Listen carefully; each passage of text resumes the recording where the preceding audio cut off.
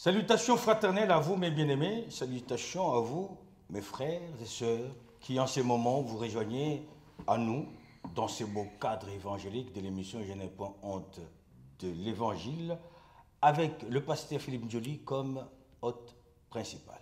Bonsoir, pasteur. Bonsoir, bienvenue à tous. Comment vas-tu? Très bien.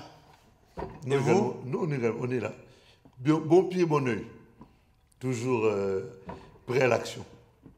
Et l'action, c'est comme celle-là. L'action, c'est ça, c'est de répandre l'évangile, c'est d'être utile entre les mains du Seigneur, c'est d'être disponible, malléable, souple et sensible à la voix du Seigneur pour pouvoir être un canal, un instrument entre ses mains. Nous avons été créés pour cela. Et donc, nous essayons de répondre à l'appel du Seigneur autant que cela puisse se faire.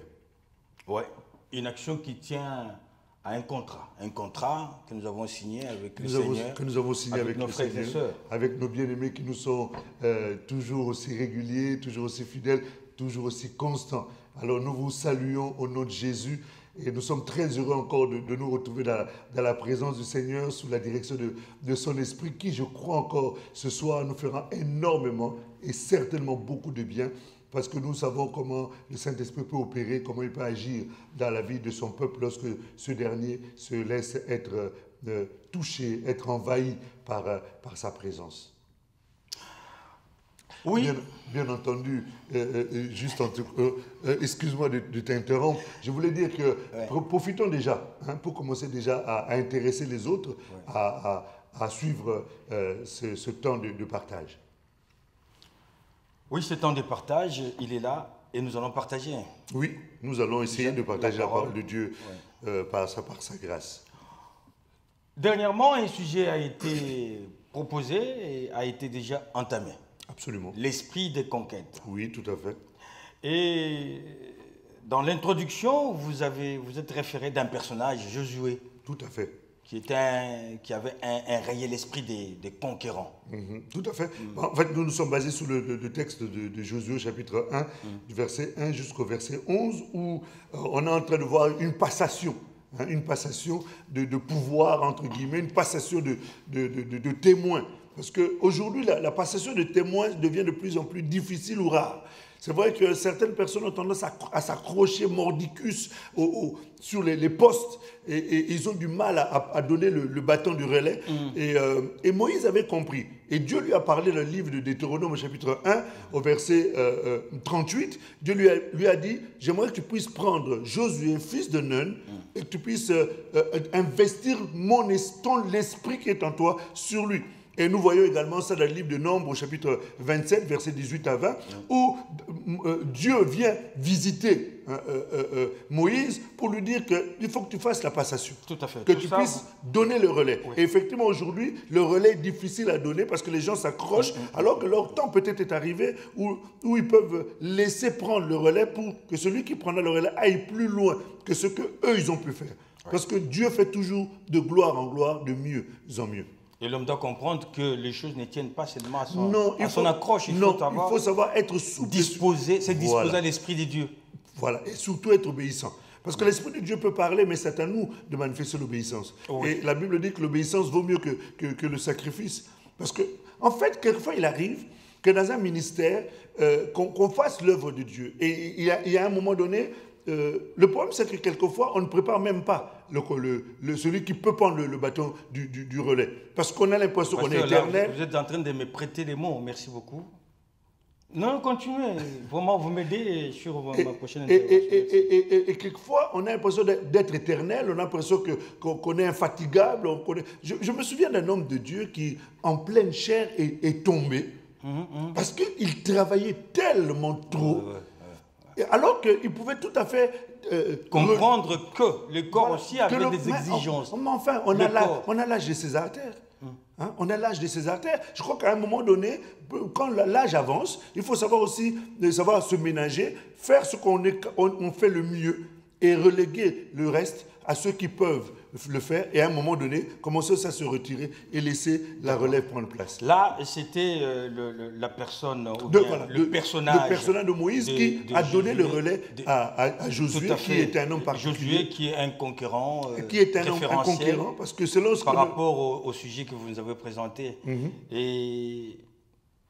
Et après, après cela, après avoir introduit ce personnage de Josué comme modèle, des conquérants, vous vouliez parler de caractéristiques d'un conquérant. Vous avez parlé que les conquérants doivent être courageux, doivent avoir confiance en soi, et qu'il y avait d'autres caractéristiques à présenter. Mais en même temps, je me dis, parce que vous avez parlé d'un esprit de sacrifice et d'obéissance, je ne sais pas si vous pouvez faire un petit effort pour que nous puissions d'abord surasseoir les caractéristiques de conquérants et revenir un peu sur cet aspect, ce concept de conquête.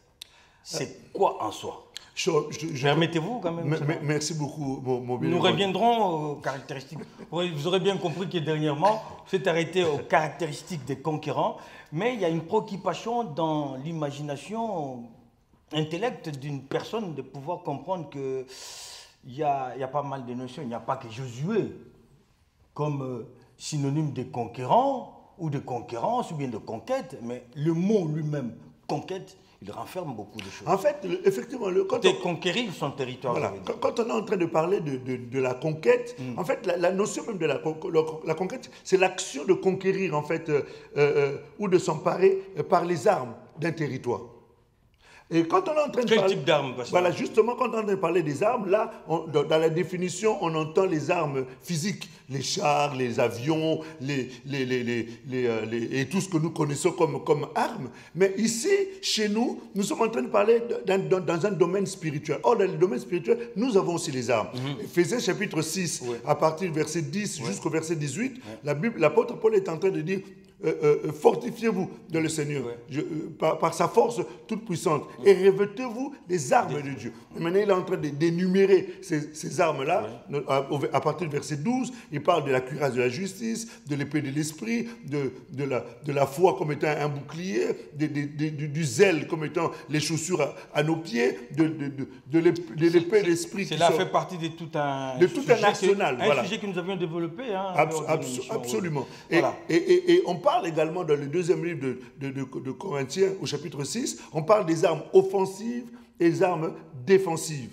Et toujours dans le livre de 2 Corinthiens, au chapitre 10, à partir du verset 3 jusqu'au verset 5, la Bible nous dit que nous marchons dans la chair, mais nous ne combattons pas selon la chair, car les armes avec lesquelles nous combattons, elles sont puissantes par la vertu de Dieu. Donc, ces combats dans l'esprit, c'est pour conquérir. Voilà, et donc ce combat-là, c'est pour conquérir un territoire. Qui ne nous appartient pas ou bien...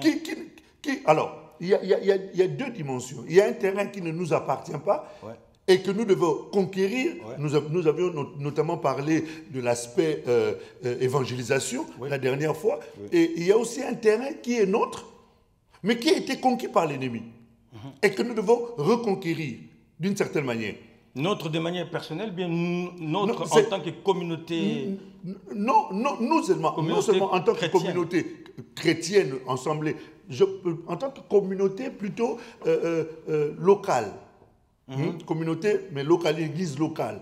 Bien entendu, dans l'église universelle, il y a aussi des terrains à conquérir que le diable est en train d'occuper d'une manière particulière. Si j'entre là-bas, nous en viendrons également parce qu'effectivement, aujourd'hui, on voit le diable a pris énorme, il a conquis le terrain évangélique. Aujourd'hui, la fausseté est devenue la norme dans le milieu évangélique. La conquête, elle est graduelle. La conquête, elle est non seulement graduelle, mais elle est impérative. Parce qu'aujourd'hui, lorsqu'on parle d'un miracle, on ne voit pas d'abord le Seigneur, on voit d'abord le diable. Ça veut dire que, quelque part, le diable s'est imposé comme étant la référence par rapport au miracle. La référence par rapport au miracle, c'est Dieu. L'auteur du miracle, la source du miracle, le fabricateur du miracle, celui qui met le miracle en action, c'est Dieu. Aujourd'hui, quand il y a un miracle qui se fait, on commence à soupçonner l'homme de Dieu. On se dit, il a dû toucher à la magie. C'est une façon de montrer que le diable a conquis déjà du terrain, même dans le milieu évangélique. Donc, c'est dans le cadre de l'Église globale. Maintenant, dans l'église locale, il y a aussi la vie des chrétiens. Aujourd'hui, le diable a pris de la place. Les chrétiens sont suspicieux les uns des autres. Les chrétiens sont méfiants les uns des autres. Ça veut dire que le diable a pris du terrain. Donc, ce qui fait que c'est à nous d'attaquer le diable et de conquérir le terrain. Maintenant, d'une manière individuelle. Mais attaquer sur quel aspect, sur quel point on a parlé des armes ici. Oui. Une des premières armes avec laquelle nous combattons le diable pour récupérer notre terrain, c'est la parole. La Bible dit que nous avons des armes offensives et défensives. On nous a dit dans le livre d'Éphésiens chapitre 6 que nous avons l'épée de l'esprit. C'est par rapport à l'aspect du combat. J'ai la parole, j'ai toute armure spirituelle possible et tout ça, mais j'attaque les diables sur quel point de vue? Sur quel point de vue, je ne sais pas. Alors, bon, ça c'est dans un aspect global. L'enseignement, quel est l'objectif de l'enseignement? C'est de faire prendre conscience à une personne que tu dois vivre comme le Seigneur le désire. Pourquoi? Parce que la notion de l'amour, Jésus dit ceci, il dit, quand le Fils de l'homme reviendra, l'amour d'un grand nombre se refroidira. Tu vois? Donc si l'amour se refroidit, l'amour c'est la base même de la vie chrétienne. Alors si l'amour se refroidit, c'est que qui a refroidi l'amour? Ce sont les œuvres de l'ennemi qui ont fait en sorte que l'amour qui doit être la flamme qui doit brûler et le ciment qui doit nous maintenir les uns aux autres, parce que la Bible dit c'est le lien de la perfection. L'amour, c'est le lien de la perfection. C'est-à-dire c'est ce qui nous permet d'être unis les uns aux autres. Et dès le moment où l'amour est en train de se refroidir, ça veut dire qu'il y a quelqu'un qui est derrière, qui fait que l'amour refroidisse. Donc quand on va, la parole en tant qu'épée de l'esprit, qui est une arme, doit faire en sorte de briser ces choses qui refroidissent l'amour pour râler la flamme de l'amour en nous. Donc c'est pour dire que le terrain qui a été conquis par l'esprit parce que la Bible dit, l'amour ne soupçonne pas. Dès le moment où je commence à soupçonner, c'est que quelque part, le terrain commence à être occupé.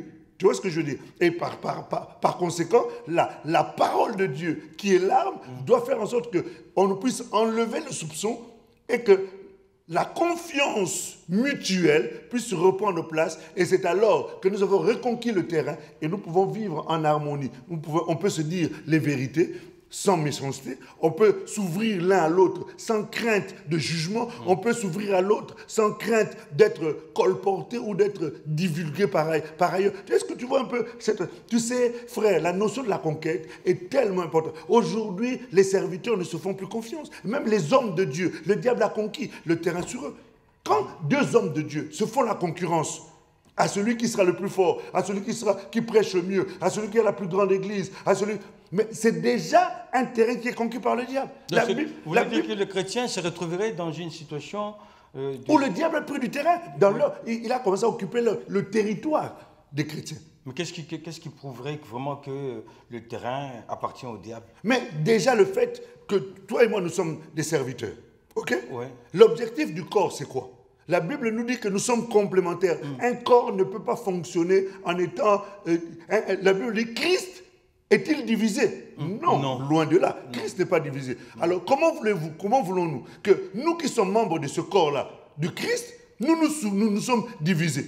Toi, tu agis de ton côté, moi, j'agis du mien. Ça, c'est la sémence de l'ennemi. C'est la sémence de l'ennemi qui a pris du terrain, qui est en train d'occuper le territoire.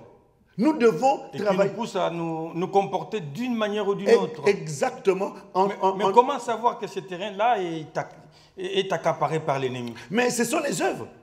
Ouais. Ce sont les œuvres qui parlent. Dès le moment où, aujourd'hui, les gens font des programmes pour essayer d'occuper le maximum possible des chrétiens dans leur assemblée. Si, admettons, toi tu as une activité dans ton assemblée et que moi j'ai des jeunes dans mon assemblée qui doivent venir participer à cette activité-là, je vais tout faire pour faire en sorte qu'ils ne viennent pas. Comme si j'étais méfiant que ces jeunes restent chez toi. Tu vois, déjà cet aspect-là n'est pas normal. Donc vous voulez dire que la conquête, elle est liée à une certaine façon de vivre? Mais à des attitudes. Voilà, la conquête est un... Quand on manque de l'amour, ça veut dire que le terrain est occupé. Il faudrait a été conquis. le conquérir. Il faut reconquérir ce terrain. Reconquérir, parce qu'il nous appartenait. Voilà, il nous appartenait. Est-ce que vous pouvez nous énumérer ces différentes attitudes qu'on peut retrouver pour comprendre que le terrain, il est tellement... Alors, lorsqu'on est en train de parler de... Je disais tout à l'heure, lorsqu'on est en train de parler de la conquête, on est en train de parler de l'esprit de conquérir. Tu vois. Et quand on parle de la conquête, il y a un mot sous-entendu qui est l'envahissement. La conquête veut dire dans la conquête, on entend le mot envahissement. C'est-à-dire quoi? Ça veut dire que lorsque quelqu'un, par exemple, ses pensées sont constamment occupées par... Ça veut dire que quand on veut conquérir, c'est que quelque part on a été envahi, c'est ça? Absolument. Ah, d'accord. C'est qu'on est... Ce que j'aime chez toi, c'est que tu me comprends tellement. Tu vois, même quand je ne dis pas les choses, tu les saisis déjà. Je vous en prie. Voilà. Donc, quand on voit que quelqu'un est envahi au travers de ses pensées, sont envahies par des choses impures, par des pensées impures. Humainement parlant, on peut trouver ça normal. Mais spirituellement, ça veut dire que le diable est en train d'occuper le terrain. Il est en train d'occuper le territoire de nos pensées. Il l'envahit déjà. Il envahit nos territoires. Et quelquefois, tu es tellement envahi que tu as du mal même à essayer d'enlever ces pensées-là. Au point où elles te contrôlent. Et tellement elles te contrôlent, elles peuvent même t'emmener à poser des actes. Tu vois, des actes qui sont des actes irrépréhensibles par rapport à la parole de Dieu. Est-ce qu'il y a des conséquences qui tiennent à l'envahissement? Bien sûr, le fait d'être envahi dans ses pensées par le diable, on est à sa merci. On est à sa merci. Oui. Et le diable peut t'emmener, avant que quelqu'un ne vole. Il commence par quoi? Le diable commence d'abord par commencer à envahir tes pensées, par des mauvaises intentions, par des mauvaises pensées, par des mauvais mobiles, et jusqu'à ce que tu vas poser un acte. Une forme de prospection. Exactement. Tâter les poules, savoir. Et non seulement il tâte le pouls, mais il vient s'installer. Et à ce moment-là, tes pensées sont prises. Quand quelqu'un se suicide, c'est que ses pensées ont été tellement envahies, le territoire a été tellement envahi qu'à un moment donné, ne pouvant plus s'en sortir, on voit quelqu'un qui se jette par la fenêtre.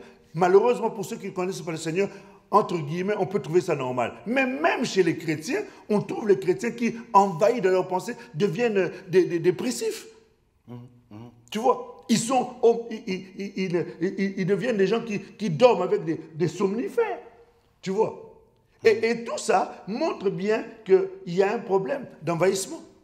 Quand dans un couple, le diable vous envahit au travers, vous vous entendez bien, mais il y a des disputes constamment, des mésententes. Et curieusement, je ne sais pas si c'est partout pareil, mais dans la société africaine, on dit que quand vous disputez un peu, c'est normal, parce qu'il faut que le couple soit... Ça donne du piquant au couple. Mais ça ne donne aucun piquant. Dieu n'a pas créé le couple pour que nous puissions nous disputer, pour qu'il y ait du piquant. Pour qu'il y ait du piquant, il faut que nous puissions nous aimer, nous entendre, être câlins l'un à l'autre. C'est ça le piquant du Seigneur. Là, ça, c'est le piquant du diable. Ça veut dire que le terrain est déjà envahi. Et vous ne pouvez pas passer une semaine en paix. Il y a tout... C'est-à-dire que le diable est en train déjà d'envahir le terrain. Tu vois, donc, et ça veut dire que ce terrain-là doit être conquis. Oui. Tu vois, ce terrain doit être reconquis ou conquis parce que le diable a commencé déjà à envahir le terrain. Tu vois, par ses armes, une des armes, c'est la dispute, les querelles, les mésententes, l'incapacité de pouvoir... Donc, pour conquérir le terrain du point de vue de l'envahissement du diable. De l'envahissement du diable. Mais est-ce qu'on peut conquérir le même terrain du point d'autres point de vue par exemple, lorsqu'on est en train de parler, par exemple, dans la notion de la conquête, on entend le mot soumission.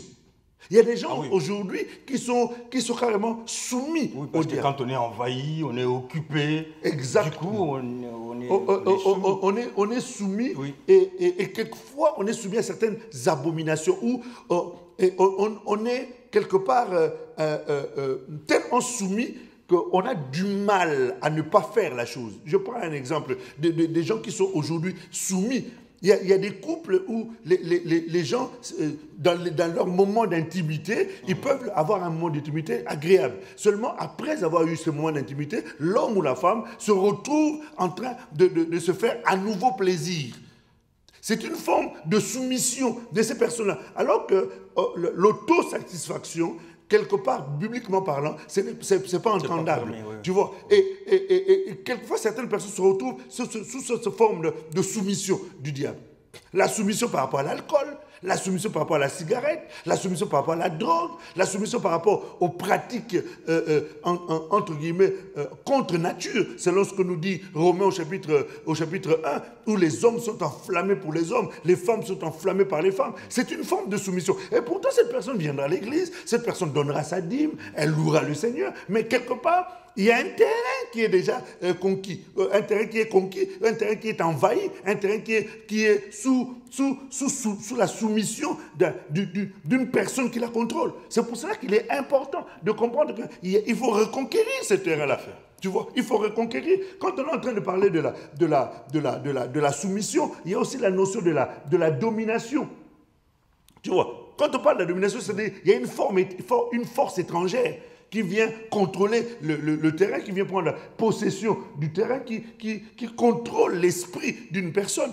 Tu vois, et c'est pour ça qu'il est important de saisir et de comprendre que l'esprit de conquête doit susciter en nous une révolte telle que nous devons refuser ces choses-là, d'être sous la domination de qui que ce soit. La Bible nous dit dans le livre de Genèse, au chapitre 1, au verset 26, Dieu créant l'homme, il dit afin qu'il domine, que nous puissions dominer, et non pas être dominés.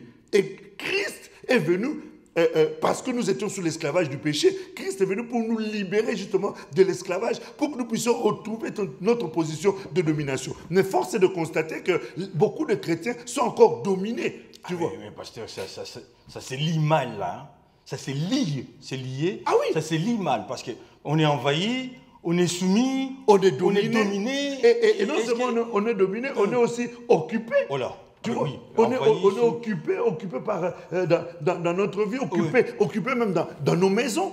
Tu vois, occupé dans nos maisons par le diable. Parce que le diable arrive, il sème la zizanie dans la vie familiale, les mésententes, les querelles, les bagarres. Même au travail. Voilà. Donc, même dans notre sommeil, frère. Même dans notre sommeil, jusqu'à dormir, le diable nous occupe. Dans nos sommeils, on est constamment poursuivi par les démons. On est poursuivi dans nos sommeils. On nous étouffe. Dans nos sommeils, on est occupé par un homme qui vient s'accoupler avec nous, même involontairement, même quand on ne le veut pas. Les femmes, j'ai rencontré un monsieur que je suis en train d'accompagner actuellement. Il m'a dit, pasteur, quand je dors la nuit, il y a un homme qui vient me posséder. Un homme. Oh là. Mais lui, c'est un homme. Et cet homme vient le posséder. Ce n'est plus un mari de nuit, une femme de nuit qui vient s'accoupler avec lui, mais c'est un homme de nuit qui vient s'occuper de lui. Tu vois. Et là, je suis en train de l'accompagner. On est en train de faire des prières. Et la dernière fois, il est venu me dire, pasteur, je me rends compte que vraiment le Seigneur est puissant et glorieux parce que ma vie est en train de complètement de changer. C'est pour dire quoi? C'est pour dire que quelque part, il y avait une occupation du diable. Tu vois, même dans son sommeil, on l'oblige à être cuisinier, à faire des ménages, des tâches dures, à être un travailleur, à manger même de la viande sacrifiée, enfin une forme d'initiation à la sorcellerie. Et pourtant, cette personne vient à l'église, il prie, il peut même être un prédicateur, il peut même être un chantre, mais il est occupé. Donc ça veut dire que le territoire doit être reconquis. Tout à fait. Tu vois, et toutes ces choses-là font que ces personnes sont quelque part encore toujours dans la notion de la conquête. Ces personnes, quand on parle de la conquête, on parle de la notion de l'assujettissement. Tu vois, être sous le contrôle encore, être assujetti. L'apôtre Paul dit dans le livre de 1 Corinthiens chapitre 9, verset 26, il dit que je traite mon corps durement et je le tiens assujetti. Assujetti, c'est-à-dire contrôlé. Je contrôle mon corps pour ne pas être rejeté après avoir prêché aux autres. Mais quand quelqu'un est assujetti, c'est-à-dire que cette personne est contrôlée. Tu vois, et il y a des gens comme ça qui sont contrôlés dans leur vie. Et ça, ce n'est pas normal. Ça veut dire que le terrain est conquis déjà par l'ennemi. Et donc, l'esprit de conquête fera que tu puisses récupérer ce terrain-là. Les exemples sont à foison. Il y en a tellement. Chacun, lorsqu'il entend cela, comprend dans quelle position il se trouve, dans quelle situation tu te trouves. Est-ce que tu es occupé? Est-ce que tu es assujetti? Dans cette notion toujours de la conquête, il y a la notion de l'appropriation. C'est-à-dire que ce qui est tien est entre les mains de quelqu'un d'autre. C'est-à-dire tout ce qui t'appartient, c'est quelqu'un d'autre qui les gère. Tu vois? Ouais. Donc, même les chrétiens. Parce qu'on a été envahi. Parce qu'on a été envahi, et donc tout ce qui t'appartient. On est devenu soumis. Et on est devenu soumis. On est dominé. On est dominé. Ah, c'est normal. Et voire même, il y a toujours dans la notion de la conquête, il y a la notion de la possession. Tu vois, c'est-à-dire qu'il y a être possédé par des esprits. Alors, sur ce point-là, j'aimerais un peu m'arrêter 2 secondes. Normalement, selon ce que je comprends des Écritures, un chrétien ne peut pas être possédé. Ouais. C'est-à-dire que son esprit ne peut pas être habité et par Jésus et par un autre démon. En principe. Voilà. En principe. Parce qu'il y a des chrétiens qui sont possédés. Alors, ça veut dire qu'il y a un problème. Voilà. Ou de 2 choses une. Ou ils ne sont pas chrétiens, Christ n'habite pas encore en eux, ou alors ils sont plutôt sous d'autres types de formes, des pratiques, des œuvres du diable. C'est-à-dire quoi? Il y a ce qu'on appelle l'obsession et ce qu'on appelle l'oppression. C'est-à-dire l'obsession, c'est parce que quand on parle de la possession, on voit le Gadaréen dans le livre de Marc au chapitre 5. Il était possédé par des esprits qui, eux, avaient le contrôle de son esprit au point où ce monsieur n'avait plus de volonté personnelle. Il était obligé d'exécuter ce que les démons décident dans sa vie, au point où il pouvait se prendre une pierre et se taillader le corps sans en ressentir la douleur, sans pitié pour lui-même. Et quand quelqu'un est possédé, c'est-à-dire le diable agit de l'intérieur vers l'extérieur. C'est-à-dire le diable a pris possession de son intérieur, c'est-à-dire de son esprit, pour pouvoir gérer maintenant son esprit au point où la personne est incapable de résister. Elle est dans l'obligation d'obtempérer à tout ce que le diable décide dans sa vie. Et ça, donc un possédé, c'est quelqu'un qui a perdu tout contrôle. Absolument, qui a perdu tout contrôle de sa vie. Et on voit, entre guillemets, des gens qui vont dans les assemblées qui sont dans cette position-là. Oui. Pour moi, ce sont des gens qui sont des sympathisants et qui ont besoin d'être aidés. Maintenant, un chrétien peut être l'objet d'une obsession. Oui. Il peut être aussi l'objet d'une oppression. C'est-à-dire que le diable vient... L'obsession d'abord, pasteur. Alors, l'obsession, oui. C'est-à-dire... Ça vient du mot obsédé. C'est-à-dire, quand on parle d'être obsédé, c'est-à-dire c'est quelque chose qui occupe tes pensées, qui occupe, qui te préoccupe au point où tu ne peux pas ne pas penser à ça, tu ne peux pas ne pas faire ça, tu ne peux pas ne pas... Est-ce que tu comprends? C'est ça en fait, être obsédé par quelque chose. C'est-à-dire la chose revient constamment.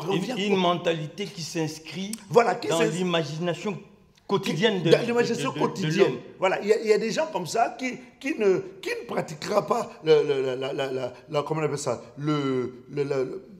admettons, la fornication. Oui. Mais qui, dans son esprit, est en train... Il nourrit ça. La Bible nous dit, dans le 2e livre de Corinthiens, au chapitre 6, verset 7, 2e Corinthiens, chapitre 7, au verset 1, la Bible nous dit... purifions-nous de toute souillure de la chair et de l'esprit. Et quand on est en train de parler de l'esprit, c'est ça la notion de l'obsession. C'est-à-dire que tu ne pratiques pas, mais dans ta tête, Jésus dit quand tu regardes une femme, et tu l'as désiré dans ton cœur, tu as commis obsession. C'est ça la notion d'obsession. C'est-à-dire que ça te prend tellement que tu peux même t'asseoir dans un banc. Oui. Toutes les femmes qui passent, tu les regardes, tu les détailles, tu imagines comment tu peux être avec eux. Et ça, c'est plus fort que toi. Tes collègues de travail, quand ils passent, tu peux être une femme aussi. Tu les regardes, tu observes leur partie intime, tu imagines comment ça peut être, comment tu peux l'utiliser. C'est ça, une forme d'obsession. Tu déshabilles les gens avec tes regards ou tes yeux. Et l'oppression. Et l'oppression, c'est une pression extérieure. Et l'obsession. et l'oppression, c'est tout ce qui se fait de l'extérieur pour venir prendre la place à l'intérieur. Et l'extérieur, c'est l'ennemi. Et l'extérieur, c'est l'ennemi qui, justement, au travers des démons, au travers de l'influence satanique, essaie de trouver une ouverture pour entrer et commencer à s'installer. Et à ce moment-là, la personne devient possédée et l'esprit commence à habiter en elle. Dans le livre de Matthieu, au chapitre 12, à partir du verset 43, on est en train de nous donner un exemple de celui qui était possédé et qui a été quelque part délivré, c'est-à-dire son esprit est sorti de la prison satanique. Et cet esprit-là doit être habité de telle sorte que le diable n'a plus la possibilité de revenir encore y prendre à nouveau place. Et quand une personne est délivrée ainsi, et que le Seigneur vient prendre place dans la vie de cette personne, il ressent maintenant une certaine forme d'obsession ou d'oppression pour te faire croire que la chose n'a pas été, n'est pas terminée et que tu as encore besoin d'être délivré. Et c'est pour cela que beaucoup de chrétiens, à cause de l'oppression, à cause de l'obsession, ils ont l'impression d'être possédés. Or, la Bible nous dit, dans le livre de Jacques, au chapitre 4, à partir du verset 7, la Bible dit « Soumettez-vous à Dieu et résistez au diable avec une foi ferme. Résistez au diable et il fuira loin de vous. » Dans 1 Jean, chapitre 5, à partir du verset 8, la Bible nous dit « Résistez au diable avec une foi ferme. » Tu vois, c'est pour dire que et la Bible dit dans le livre, d'Hébreux, on a dit, vous n'avez pas encore résisté. Résistez jusqu'au sang. C'est-à-dire qu'il y a des moments où, à cause de la conquête, nous devons être capables de ne pas permettre que le diable puisse nous obséder, le diable puisse nous oppresser au point où nous ne vivons plus. Et ces choses-là sont en train de nuire à notre épanouissement spirituel, sont en train de nuire à notre évolution spirituelle, ça même nuit à notre ministère. Parce que souvent, quand il y a des chutes, quand souvent il y a des scandales qui arrivent, c'est souvent parce qu'il y a eu des oppressions, il y a eu des obsessions. Et si la personne n'a pas su être capable de résister à ça, avec une foi ferme, le diable finit par prendre place. Alors, dès le moment où on constate ces choses-là, ça veut dire que le terrain est en train d'être miné, le terrain est en train d'être conquis, et c'est la raison pour laquelle il est important, dans ce moment-là, de se lever pour dire non. Enough is enough. Ça doit s'arrêter là. Et rentrer maintenant dans un processus qui permette à ce qu'on puisse résister à ces choses. Jésus est en train de dire à Pierre, il dit Pierre, le diable, Satan t'a réclamé. Et moi, j'ai prié pour toi. Il y a certaines oppressions ou obsessions qui sont liées à une histoire de vie. C'est-à-dire quoi? C'est-à-dire que tu es né dans une famille. Dans cette famille-là, il y a toujours eu... Les gens, les femmes se marient, les hommes se marient, mais n'ont jamais d'enfants. Ou ils se marient, mais finissent toujours par divorcer. Ou alors ils commencent un travail, mais ce travail finit toujours par capoter et ils redeviennent toujours dans les situations difficiles. Ils peuvent faire des grandes études, mais jamais ils ont des ouvertures. Et ça, ce sont des choses qui, lorsque toi, tu acceptes le Seigneur, tu sors de cette malédiction-là, parce que la Bible déclare dans le livre de Galates, au chapitre 3, au verset 18, que Jésus s'est fait malédiction pour nous, afin que nous devenions une bénédiction. Quand nous acceptons le Seigneur, verset 13, pardon, quand nous acceptons le Seigneur brise ces jougs-là, il nous libère de cette malédiction, et enfin les portes s'ouvrent, je me marie, j'ai ma femme, nous sommes très bien, j'arrive à avoir un bon travail, stable, mes études, je les ai faites, laisse-moi juste finir. Oui. J'ai des ouvertures et j'arrive à m'en sortir. Maintenant, les puissances des ténèbres, ces puissances-là qui soutiennent cette malédiction-là dans les familles, c'est ce que Jésus est en train de dire à Pierre. Pierre, Satan t'a réclamé. C'est-à-dire que ces esprits-là vont te réclamer jusqu'à ce que tu reviennes sur leur giron. Tu reviennes sous leur contrôle. D'où l'oppression, d'où l'obsession. Comme ils ne peuvent pas entrer en toi, ils ne peuvent pas avoir la même mise sur toi, ils vont maintenant t'oppresser. C'est-à-dire dans la maison, ton mari, c'est un bon mari, ta femme, c'est une bonne femme, mais tu ne comprends pas, pour un rien, tu t'énerves. Pour un rien, tu es fâché. Pour un rien, vous dormez chacun de son côté. En fait, il y a une certaine forme de réclamation pour que vous finissiez par divorcer pour ressembler à tous les spécimens de votre famille. C'est-à-dire revenir à ce que vous aussi, vous puissiez vous séparer. Wow. Tu vois? Donc, toutes ces choses-là font que ce sont des terrains qu'il faut reconquérir. Ce sont des terrains qu'il faut conquérir. Et c'est des combats qu'il faut livrer pour faire en sorte que la même mise du diable ne puisse pas atteindre son objectif. Voilà un peu, j'ai voulu montrer un peu d'une manière concrète la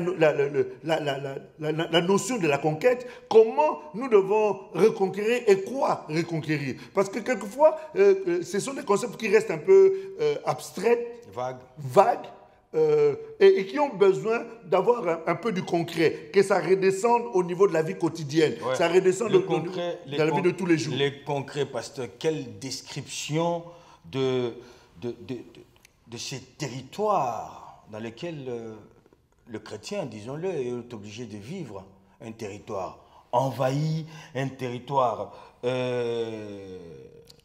dominé, possédé, assujetti. Alors, le Seigneur a fait en sorte que nous puissions être équipés. Oui, vous l'avez dit, on a des armes et tout ça. Et là, on voit le contexte dans lequel nous sommes obligés de pouvoir mener ces combats qui mènent vers... Voilà, vers la conquête et la victoire. La réappropriation. Absolument, la réappropriation de notre territoire et de jouir de ces territoires-là. Parce que Dieu ne nous a pas créés pour que nous puissions être malheureux. Dieu ne nous a pas créés pour que nous puissions être assujettis au diable. Dieu ne nous a pas créés pour que nous puissions être contrôlés par le diable. Dieu nous a créés pour être libres. Et la Bible déclare dans le livre de Galates, chapitre 5, verset 1, la Bible dit que Jésus est venu pour nous affranchir. C'est pour la liberté que Christ nous a affranchis. Après cette description, pasteur, que pouvons-nous attendre? Alors, que pouvons-nous attendre? Nous attendons maintenant d'une certaine connaissance. On attend maintenant d'une certaine forme de révolte. On attend maintenant que chacun se lève et dise non, je ne peux pas accepter d'être un terrain conquis. Je ne peux pas accepter de laisser le diable avoir la même mise sur mon territoire, la même mise sur mes enfants, la même mise sur ma santé, la même mise sur mes projets, la même mise sur ma vie spirituelle, la même mise sur mon ministère, la même mise sur... Non, toutes ces choses-là, on doit maintenant se lever et comprendre qu'en tant que conquérant, nous devons avoir un certain nombre de caractéristiques que nous avons notamment justement, évoquées. Je suis en train de me poser des questions si j'avais bien fait de pouvoir... interrompre la suite des caractéristiques que vous avez commencé à énumérer depuis la semaine, la séance passée. Et du coup, vu que l'horloge nous renseigne que nous avons épuisé notre temps, enfin nous sommes en train d'épuiser notre temps, non, il faut dire quand même que le fait de vous avoir demandé de vous arrêter un tout petit peu, revenir sur la notion de conquête et tout ça, ça a été bénéfique pour nos frères et sœurs quand même. Mais je pense que c'est nécessaire. Vous savez, la Bible ou la parole de Dieu ou un message n'est valable, n'est intéressant que lorsqu'on peut l'appliquer. Si nous donnons des concepts qui sont trop spirituels et qui finalement dans le concret on ne voit pas comment l'appliquer, la Bible ne sert à plus rien. Ça devient de la philosophie, ça devient de la théorie, ça devient de la allez, bon, bref, des messages qui deviennent entre guillemets inutiles. Je crois qu'il est important que lorsqu'on est en train de parler d'un sujet, que les gens s'identifient. Et en s'identifiant, on leur donne maintenant des leviers, on leur donne des pistes, on leur donne des éléments qui peuvent les aider à sortir de ces pièges-là pour pouvoir acquérir la vraie liberté et expérimenter les choses que Dieu a mis à leur disposition pour en jouir. D'où la question de se poser et de se demander, dire que comment conquérir ces territoires? On peut poser cette question ou bien la réponse à cette question, elle tient de caractéristiques ou bien c'est des choses différentes. Les caractéristiques, ce sont Comment conquérir ce territoire qui est envahi et occupé? Alors, comment conquérir le territoire qui est envahi? Ça nous emmène maintenant à comprendre qu'il y a la notion du combat pour conquérir. Parce qu'on a dit que... Ah ben oui, quand on parle de conquérir, on ne va pas aller conquérir le terrain de quelqu'un et puis la personne te regarde faire. forcément, elle va réagir. Mais moi, j'aurais compris que pour le conquérir ces territoires-là, il y a les caractéristiques que vous avez déjà commencé à énumérer. Les caractéristiques nous accompagnent. Ah ouais. Les caractéristiques nous accompagnent parce que... Alors, comment conquérir?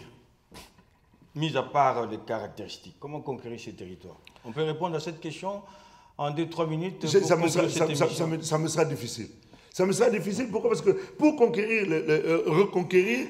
Oui, de vous à moi, c'est vrai que vous êtes sincère. Voilà. Ça vous sera difficile parce que vous êtes un bon développeur. Et pour mieux développer, il faut du temps. Voilà.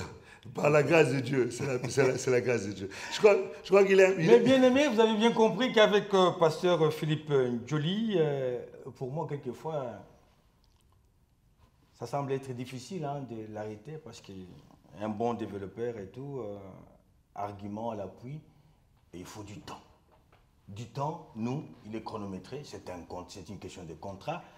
Et là, je vous dis sincèrement que nous serons obligés de revenir encore une fois sur ces sujets, tout en sachant que le pasteur devra nous répondre à la question de savoir comment conquérir ces territoires et en même temps reprendre l'énumération des différentes caractéristiques que nous devons avoir pour nous reconnaître en tant que conquérants. Pasteur, oui. Vous avez un mot.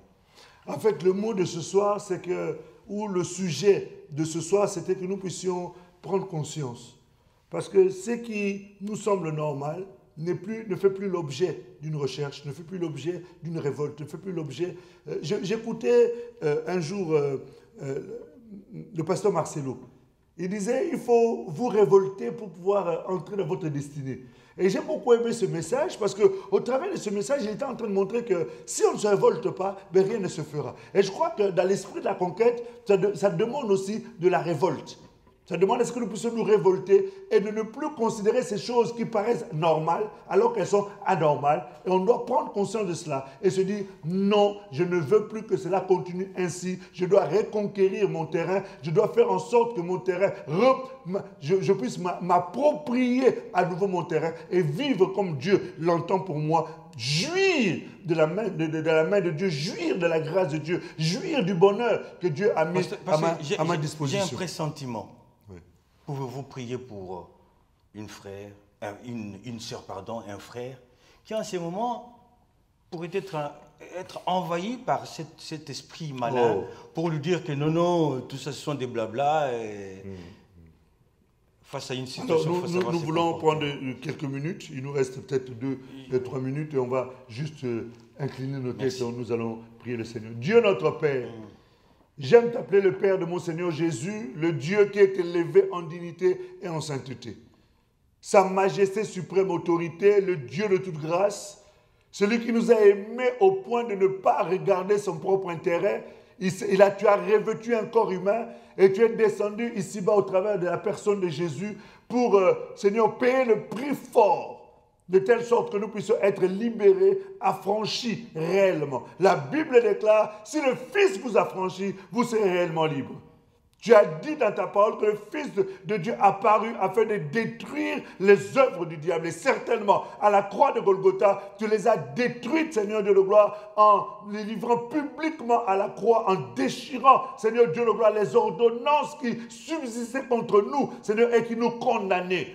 Et tu as dépouillé Satan et le troisième jour tu es ressuscité pour confirmer que tu es vivant pour accomplir pleinement ce que ta bouche dit et que ta main puissante puisse l'accomplir. C'est pour cela, Père, je viens recommander toutes les personnes qui ont suivi, oh Dieu, ce temps, Seigneur, de partage et qui quelque part se sont retrouvés, oh Dieu de mon salut, dans une certaine forme, Seigneur Dieu de gloire, d'envahissement, dans une certaine forme d'appropriation, dans une certaine forme, Seigneur Dieu de gloire, de soumission, dans une certaine forme, Seigneur de gloire, Père, selon les cas qui ont été énumérés. Je prie au nom de Jésus de Nazareth que tu puisses susciter la révolte, susciter, Seigneur Dieu de gloire, Père céleste, un esprit, Seigneur de gloire, de rébellion face à ces occupants, face, Seigneur, à ces envahisseurs, face, Seigneur de gloire, à ces esprits qui sont venus prendre place dans les territoires. Au nom de Jésus-Christ de Nazareth, je m'associe à ce frère, je m'associe à cette sœur pour briser toutes ces influences, détruire ces œuvres de ténèbres, anéantir les plans et les projets de l'ennemi dans le nom de Jésus, le Fils du Dieu vivant. Et que ce frère, Seigneur de la gloire, soit libre des chaînes, libre des verrous, libre, Seigneur, de cette captivité. Au nom de Jésus, le Fils du Dieu vivant. Seigneur, que ces influences qui le poussent à des actes, à des actions, Seigneur, qui ne glorifient pas ton nom. Nous détruisons ces œuvres au nom de Jésus, le Fils du Dieu vivant. Je me souviens encore de cet homme, oh Dieu, qui était, Seigneur, allié, accroché, Seigneur, dépendant de la cigarette, Seigneur, de la gloire, du tabac, Seigneur, qui avait besoin de ton aide, oh Dieu. Seigneur, je me souviens encore de ce jour, oh Dieu, d'une minute à une autre, sa situation avait complètement changé. Tu es le même Dieu qui ne fait accepter de personnes. Tu es ce Dieu qui a libéré cet homme, Seigneur, qui était esclave des maris de nuit. Seigneur Dieu de gloire, tu as libéré sa vie. Je crois encore que ce soir, tu as accompli tes œuvres pour ces femmes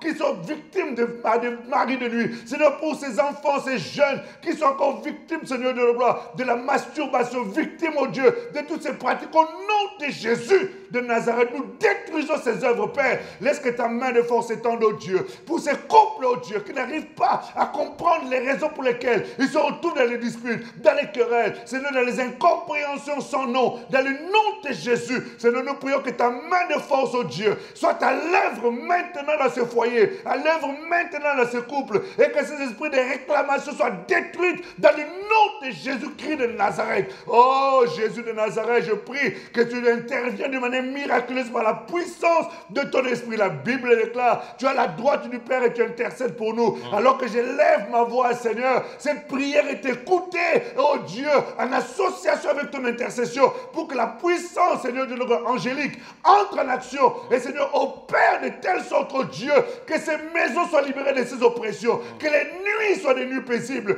Père, merci pour ta main de force et ta droite puissante, que tu déploies maintenant, Seigneur Dieu de gloire, dans la vie de ce peuple. Mon Seigneur, mon Maître, tu as compassion. La Bible déclare que partout où tu allais. À chaque fois que tu es entré dans un endroit, tu étais ému de compassion. Seigneur, aie compassion, Seigneur, à ce frère, à cette soeur, à ce couple, à cet homme, à cette famille, Seigneur Dieu de gloire, oh Dieu, qui se retrouve, Seigneur, envahi, oh Dieu de mon salut, que ton esprit de grâce, qui se lève, éternel Dieu de gloire, pour mettre en déroute, éternel Dieu puissant, les forces des ténèbres. La Bible déclare, il peut venir par un chemin, mais repartir par ce chemin, parce que ton esprit les met en déroute au nom de Jésus. Seigneur, révèle ta grâce dans le nom de Jésus dans la vie de ce foyer, oh Dieu.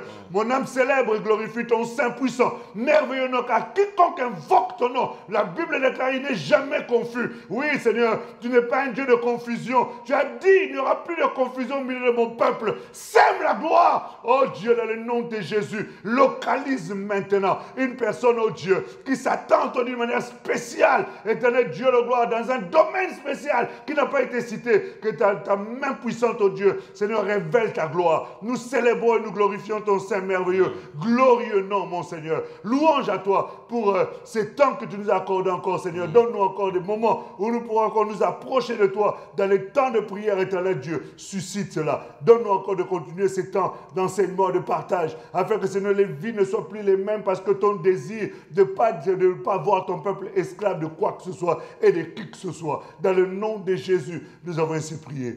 Alléluia. Amen. Amen. Merci, pasteur. Alléluia. Et nous leur disons au revoir. Nous vous disons au revoir, bien entendu.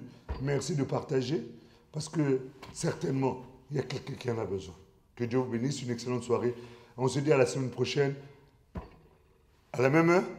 Au même endroit, le même cadre. Il n'y a pas de souci. Je n'ai point honte de l'évangile. Oui, je n'ai point honte de l'évangile.